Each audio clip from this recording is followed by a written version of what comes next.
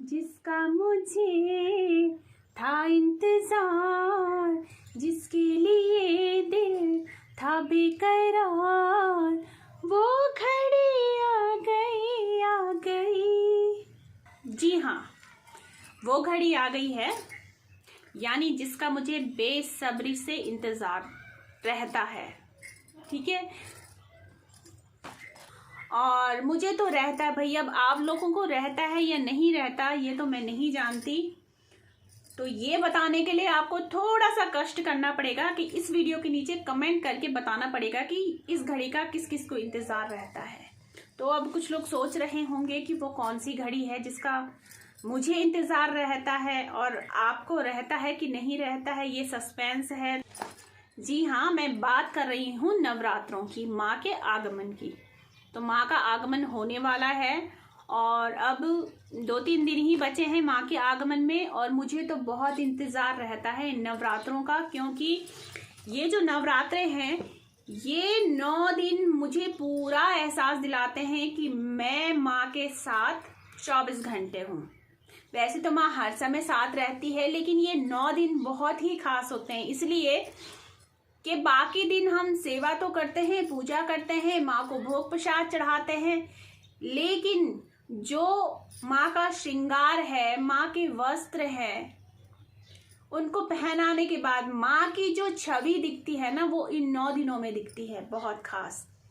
क्योंकि ये 9 दिन जो होते हैं, ये माँ को जब हम भोग लगाते हैं तो हमें ये एहसास होता है। अब हमें मतलब आपको होता है कि नहीं होता, मुझे तो नहीं पता, पर हाँ मुझे होता है, मुझे ये एहसास होता है। अब मुझे आप पागल कह लीजिए, मैं सच में माँ की पगली बेटी हूँ, इसलिए क्योंकि मुझे लगता है कि मैं माँ को जो भोग दे रही हूँ, माँ का चेहरा मैं देखती हूँ, माँ का चेहरा मुझे खिलते हुआ दिखता है, हंसते हुए दिखता है, मुस्कुराते हुए दिखता है। मुझे लगता है मैं माँ को जो मैंने वस्त्र पहनाए, माँ उसको पहनकर बहुत खुश हुई है, और माँ का जो श्रृंगार किया है उससे माँ खुश है। तो इन दिनों हमें ऐसा महसूस होता है कि माँ हमारे मंदिर में हर वक्त विराजित है, हर समय विराजित है, वो हमारे साथ साथ हर पल चल रही है। तो ये 9 दिन जो होते हैं ये हम माँ की सेवा में लगा देते हैं। देखिए, और दिन तो ऐसा होता है कि हम खाना खा रहे होते हैं, फिर हम काम पे जा रहे होते हैं, काम का प्रेशर है, बच्चों का प्रेशर है, घर के काम का, बाहर के काम का, मतलब झंझट दुनिया भर का होता है। लेकिन ये 9 दिन जो होते हैं, ये सारी परेशानियां, सारी चीजें, देखो काम तो करना पड़ता है, जो काम हमारा है वो तो हमें करना ही करना है, कर्म करने के लिए ही हम धरती पे आए हैं, तो वो तो करना ही करना है। लेकिन माँ का जो सेवा भाव, जो सेवा भक्ति जो होती है, इन 9 दिनों में बढ़ जाती है। मतलब कि अगर हम माँ के जिस लेवल में हम पूजा पाठ कर रहे हैं, माँ के जिस लेवल तक हम सेवा कर रहे हैं पर डे की, उसका लेवल जो होता है वो और ऊपर ऊंचा बढ़ जाता है। बस ये अंतर हो जाता है इन 9 दिनों में जब माँ के नवरात्रे शुरू होते हैं। तो मुझे कमेंट भी आया था कि नवरात्रों का जो शुभ मुहूर्त है, कलश स्थापना का शुभ मुहूर्त है, ज्योत का है, पूजा विधि, पाठ विधि, ये सारी चीजें मैं एक वीडियो बनाऊं, तो मैं वीडियो लेकर के हाजिर हूं और कुछ आपको मंत्र भी दूंगी। जो करना चाहें वो कर सकते हैं, शाबर मंत्र है, जल्दी सिद्ध हो जाते हैं। तो वीडियो को लास्ट तक ध्यान से सुनिएगा, जो जो चीजें मैं बता रही हूँ। तो ये जो 9 दिन होते हैं, ये हम माँ को अपने साथ महसूस करते हैं। माँ तो हर वक्त अपने बच्चों के साथ रहती ही है, लेकिन बच्चे ही स्वार्थी हो जाते हैं, उतना ध्यान नहीं दे पाते। माँ तो हर पल अपने बच्चों को देख रही है, लेकिन बच्चे क्या होते हैं, अपने काम में व्यस्त हो जाते हैं। लेकिन जो ये 9 दिन है, इन 9 दिनों में बच्चों को भी पूरा याद रहता है कि माँ की सेवा करनी है, माँ को भोग देने का समय हो गया है, माँ के वस्त्र पहनाने हैं, माँ के वस्त्र बदलवाने हैं, माँ का श्रृंगार करना है। तो ये जो 9 दिन है, ये पूरा ख्याल रखा जाता है माँ की हर पसंद का। जरूरी नहीं है कि शक्तियाँ जो होती हैं वो गद्दी लगाने के वालों के पास ही होती हैं। बहुत सारे गृहस्थ ऐसे हैं जिनके पास माँ की प्रबल शक्तियाँ हैं, लेकिन उन्हें ये नहीं पता होता कि उनके पास शक्तियाँ हैं। यानी शक्ति तो है उनके पास, लेकिन उन्हें नहीं पता कि हमारे पास क्या चीज़ है। तो उस चीज को जानने के लिए कुछ चीजें होती हैं, नॉर्मल सी चीजें होती हैं जो हमें करनी होती हैं ताकि माँ भी अपना साक्षात्कार हमें दे सके।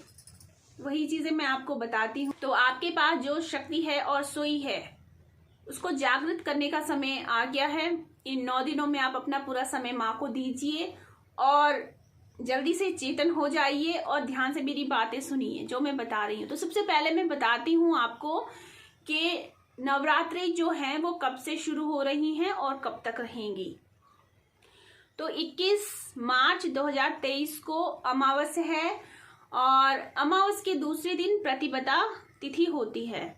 पंचांग के अनुसार जो है वो 21 मार्च 2023 रात के 10:53 से जो है वो प्रतिपदा तिथि शुरू हो जाएगी और वो रहेगी 22 मार्च 2023 की रात्रि 8:20 तक।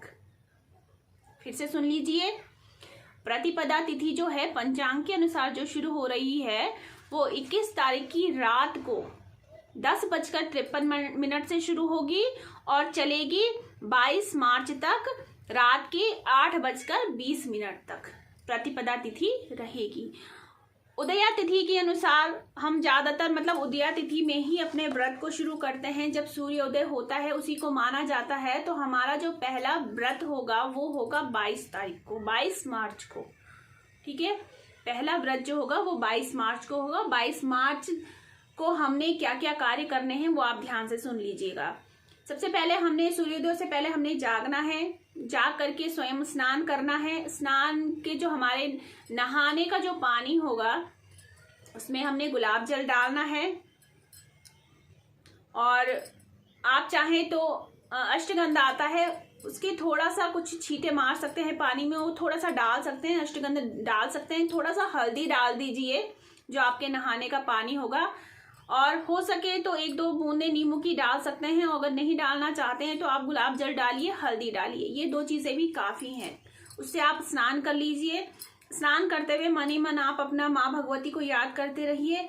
स्नान करने के बाद जो पहला दिन होगा लाल वस्त्र पहन लीजिए, क्योंकि पहला दिन है, लाल वस्त्र पहन लीजिए। और उसके बाद आप माँ की जो प्रतिमा, माँ का विग्रह जो है, आप माँ को स्नान करवाएंगे। माँ के स्नान के लिए आप पंचगव्य बना सकते हैं, पंचामृत बना सकते हैं। और पंचामृत अगर आप नहीं बनाते हैं तो आप अलग अलग भी रख सकते हैं इन चीजों को। जैसे हो गया दूध, हो गया घी, दूध, दही, घी, गंगा जल, सादा जल। ठीक है, ये चीजें हो गई।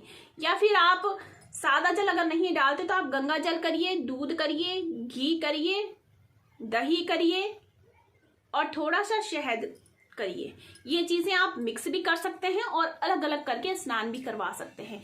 बाकी आप इन चीजों के अलावा अगर आप और चीजों से भी स्नान करवाना चाहते हैं तो आप हल्दी से भी स्नान करवा सकते हैं। आप हल्दी भी यूज कीजिए और साथ में इन चीजों से तो आपने स्नान करवाना ही है, साथ में आप हल्दी का स्नान भी माँ को करवाइए, क्योंकि हल्दी के स्नान से माँ बहुत ही प्रसन्न होती है। हल्दी माँ को प्रिय है। आप हल्दी का स्नान भी करवा सकते हैं। जब आप इन चीजों से स्नान करवा देंगे उसके बाद शुद्ध जल से आपने दोबारा से माँ का स्नान करवाना है। उसके बाद माँ को अच्छे से पोंछ करके माँ को अच्छे से सुंदर से वस्त्र पहनाइए जो आपको पसंद है, जो आप पहनाना चाहते हैं। माँ का श्रृंगार कीजिए अपनी रुचि के अनुसार। उसके बाद आप माँ को माँ के स्थान पर विराजित कर दीजिए। एक चीज मैं और इसमें कहना चाहूंगी कि अक्सर क्या होता है, लोग नई प्रतिमा लेकर के आते हैं, माँ की नई प्रतिमा लेकर के आते हैं, फिर 9 दिन माँ को घर में सेवा करते हैं, माँ की सेवा भक्ति पूजन पाठ करते हैं। उसके बाद 10वें 11वें दिन माँ की प्रतिमा का विसर्जन कर देते हैं। तो मैं इसके पक्ष में बिल्कुल नहीं हूँ और ना मैं अपने वीडियोस में ये चीज़ आपको बताना चाहूँगी कि कभी ऐसा करना चाहिए, क्योंकि मुझे ये प्रथा अच्छी नहीं लगी है। भले ही मैं नहीं जानती, कई लोगों को पसंद है, कईयों को नहीं, मैं नहीं जानती, लेकिन मुझे ये चीज़ अच्छी नहीं लगती है कि 9 दिन अपने घर में सेवा पाठ की, उसके बाद विसर्जित कर दिया। तो आपकी जो घर की प्रतिमा है, घर की जो माँ आपने बिठा रखी है, आप उन्हीं को स्नान कराकर, श्रृंगार कराकर, वस्त्र पहना करके आप उनको उनके स्थान पर दोबारा से विराजित कर दीजिए। विराजित करने से पहले आपने क्या करना है, माँ को लाल आपने माँ का आसन बिछाना है। उस आसन पे आपने थोड़े से फूल डालने हैं, थोड़ा सा अक्षत डालने हैं, बिना टूटे हुए चावल, ठीक है। उसके ऊपर माँ को विराजित कर दीजिए। माँ को विराजित करने के बाद आपने तैयारियां जो आपने कर रखी, मैं आपको बाद में बताऊंगी कि आपने सामग्री क्या क्या लेनी है, पहले आप सुन लीजिए, बाद में आप सामग्री में आपको बता दूंगी कि आपने कौन कौन सी चीजें हैं जो पहले दिन ही तैयार करके रखनी है, यानी अमावस के दिन आपने ये चीजें तैयार करके रखनी है, ताकि आपको पहले नवरात्रि के दिन दिक्कत ना हो, ठीक है। तो आपने जब वो चीजें सारी कर दी तो आपने क्या करना है, एक कलश लेना है। कलश आप तांबे का लेंगे तो सबसे अच्छा है। कलश आपने खाली रखना है पहले, ठीक है। सुबह आप सादा जल भर लेंगे, यानी ताजा पानी जो होगा वो आपने भर लेना है दूसरे किसी कलश में, किसी लोटे में, उसको आप अलग रखिए। फिर आपने जब माँ की स्थापना कर दी, मूर्ति आपने विराजित कर दी, स्थान पर आसन दे दिया, वहाँ को बिठा दिया, उसके बाद आपने अष्टदल कमल बनाना है। अब वो अष्टदल कमल कैसे बनाएं आसानी से मैं एक वीडियो डाल दूंगी, चाहे मैं इसी वीडियो के साथ ऐड कर दूंगी, ठीक है। जैसे मुझे सुविधा मिलेगी मैं कर दूंगी, या फिर मैं अलग से वीडियो डाल दूंगी। तो देखते हैं अभी क्या होता है लास्ट में। मैं हो सकता है मैं इसी के साइड में स्क्रीन पर ही आपको दिखा दूं। तो आप इस प्रकार से अष्टदल कमल आप बना लेंगे आसानी से। आप चाहें तो सादे चावल भी आप उसमें यूज कर सकते हैं, सादे बिना टूटे हुए चावलों का आप प्रयोग करेंगे।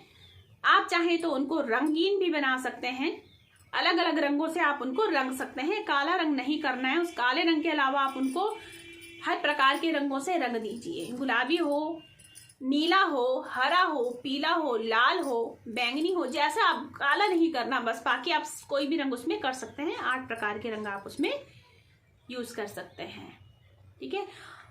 अगर आपको अलग अलग रंग नहीं करने हैं तो आप सिंदूर से चावलों को लाल कर दीजिए, या फिर हल्दी से उनको पीला कर दीजिए। आप सिर्फ या लाल या पीला, आप ऐसा भी कर सकते हैं। कलश स्थापना का जो शुभ मुहूर्त रहेगा वो रहेगा सुबह के 6:23 से लेकर के 7:32 तक, यानी कुल मिलाकर 1 घंटा आपके पास है कलश स्थापना के लिए। तो आप अपनी तैयारी पहले से करके रखें सारी। तो ये कलश स्थापना का शुभ मुहूर्त है। आपने अष्टदल कमल बनाना है, उसके ऊपर आपने कलश रखना है। कलश में आपने पहले गंगा जल डालना है, फिर सादा जल डालना है, ठीक है। फिर एक बार से गंगा जल डालना है, यानी उसका लेवल इतना रखना है पानी बाहर ना गिरे। इतना काम आपने कर दिया। अब आपने इसमें माँ का नाम लेते लेते आप चाहे तो मंत्र भी बोल सकते हैं। मंत्र स्क्रीन पर आप देख लेंगे, मैं ऐड कर दूंगी स्क्रीन पर ही। तो ये मंत्र बोलते बोलते आप उसमें 2 सुपारी डालिए, 2 लौंग डालिए, 2 हरी इलायची डालिए, 1 रुपए का सिक्का डालिए, अष्टगंध डालिए और हल्दी की गांठ डाल दीजिए। इतनी चीजें आपने उसमें डाल दी। अब आपने आम के और पीपल के पत्तों को उसमें रखना है। इनकी संख्या जो होगी वो 3, 5, 9, 11 इस तरीके से होगी। तो इन पत्तों को रखने से पहले आपने टीके लगाने हैं। टीके कैसे लगाने हैं? आपने हल्दी और कुमकुम दोनों के टीके लगाने हैं सारे पत्तों पर। आपने ये काम भी कर दिया। उसके बाद आपने क्या करना है, उसके बाद आपने चावल लेने हैं। कटोरी में आप चावल रखिए, साबुत होनी चाहिए अक्षत, जो बिना टूटे हुए चावल जो होते हैं, जो बिना टूटे हुए चावल होते हैं वो आप कटोरी में लेकर के कटोरी आप उस कलश के ऊपर रखेंगे, ठीक है। उसके ऊपर आपने जो नारियल लिया है पानी वाला वो आपने रखना है। उसको आप कैसे रखेंगे, उसके बाहर पहले एक चुन्नी लपेट लीजिए। चुन्नी के अंदर आपने 11 रुपए रखने हैं, या 1 रुपए का सिक्का रख दीजिए, थोड़े से अक्षत रख दीजिए। उसके बाद आपने वो चुन्नी लपेट दीजिए, और अगर आप कपड़ा ले रहे हैं तो 1.25 मीटर होना चाहिए लाल, ठीक है। वो लपेट करके बाहर से कलावा लपेट दीजिए। फिर आपने उसको कटोरी के ऊपर रख देना है।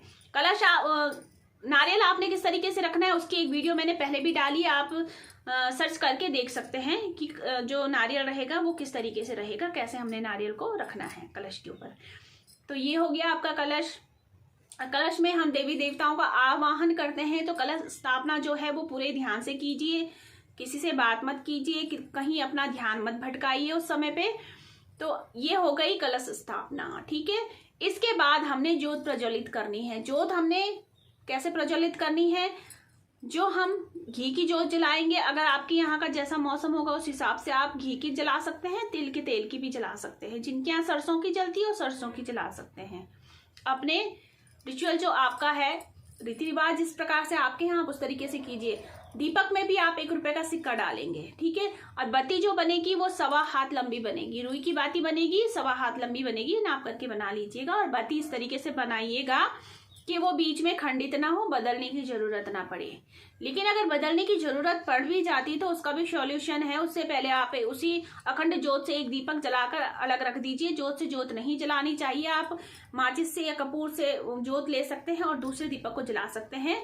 तो वो आप जोत जलाकर रख दीजिए, उसके बाद आप अपनी बत्ती को चेंज कर सकते हैं। लेकिन कोशिश कीजिए कि बत्ती चेंज करने की जरूरत ना पड़े। तो इस तरीके से आप अपनी पूरी तैयारी शुरू से ही कर लीजिए, ठीक है। तो ये हो गए सारी चीजें। हाँ, एक चीज और बता देती हूँ, दीपक जो होगा आपका, दीपक आप एकदम से नीचे नहीं रखेंगे। दीपक के नीचे भी आपने आसन देना है। आसन देना है आपने किस चीज का? चावलों का, ठीक है। आप एक कटोरी में चावल भर लीजिए, उसके ऊपर दीपक बिठा लीजिए और दीपक को प्रज्वलित कर दीजिए। हो गई आपकी अखंड ज्योत तैयार। इसके बाद आपने खेतरी बोनी है। खेतरी आपने कैसे बोनी है? जो होंगे, हमने जो जौ बोने हैं वो आप पहले से ही भिगो कर रख दीजिए। चाहे आप एक दिन पहले ही भिगा दीजिए, यानी अमावस के दिन ही आप जौ भिगा दीजिए। रात भर वो भीगे रहेंगे, सुबह आप उनको बो दीजिए। एक पात्र लीजिए, मिट्टी का लीजिए। मिट्टी का नहीं है तो प्लास्टिक की टोकरी भी आती है, आप उसमें भी बो सकते हैं, ठीक है। वैसे मिट्टी का रहेगा तो ज्यादा अच्छा रहेगा, पानी बार बार डालने की जरूरत नहीं पड़ती, क्योंकि मिट्टी का जो पात्र होगा उसमें नमी रहती है। तो आपने क्या करना है, ये सारी चीजें, मतलब मिट्टी आप उसमें डालेंगे, उसके बाद मिट्टी डालने के बाद आपने वो जौ ऊपर से छिड़क देने हैं और एक थोड़ी सी हल्की सी मिट्टी आपने पीछे रखनी है, जो आपने उसकी पतली सी परत एक बार फिर से जौ के ऊपर बिखेर देनी है। उसके बाद आप अपने उस पात्र को ढक दीजिए जिसमें आपने वो जौ बोए हैं, उसको ढक दीजिए किसी कपड़े से। अच्छे से, कपड़े से नहीं ढक सकते तो घास होती है, घास से आप ढक सकते हैं। अच्छा रहेगा कि आप कपड़े से ढक दें उसको। तो आप जब उसकी सिंचाई करोगे तो सिंचाई आपने ऊपर से ही करनी है, क्योंकि 5वें दिन उसके दर्शन किए जाते हैं। जब अंकुर निकल जाते हैं, थोड़ी सी वो उग जाती है, उसके बाद उसके दर्शन किए जाते हैं। बीच में तो हमारे यहाँ दर्शन नहीं किए जाते हैं, वो ढकी की ढकी रहती है, केवल ऊपर से ही सिंचाई की जाती है। 5वें दिन उसका दर्शन किया जाता है, जो हरियाली हम डालते हैं, ठीक है। तो उसको अच्छे से ढक दीजिए। और जब आप माँ की पूजा, सुबह शाम माँ की पूजा करते हैं, तो वहां पर भी आप धूप दीप कर दीजिए जो आपने खेतरी बोई है। कलश का ध्यान रखिए, माँ की प्रतिमा के दाईं तरफ कलश की स्थापना करनी है। अगर आप 2 दीपक जलाते हैं, एक तेल का जलेगा, फिर एक घी का जलेगा। बाएं हाथ, यानी प्रतिमा जो होगी वो बाएं हाथ की तरफ तेल का जलेगा और दाएं हाथ की तरफ घी का जलेगा। लेकिन जब आप पूजा कर रहे होंगे, आप खड़े होते हैं, तो जो घी का जो दीपक आएगा वो आपके बाएं साइड आएगा, ठीक है। और तेल का जो आएगा वो आपके दाईं साइड आएगा। तो इस चीज का आप ध्यान रखिए।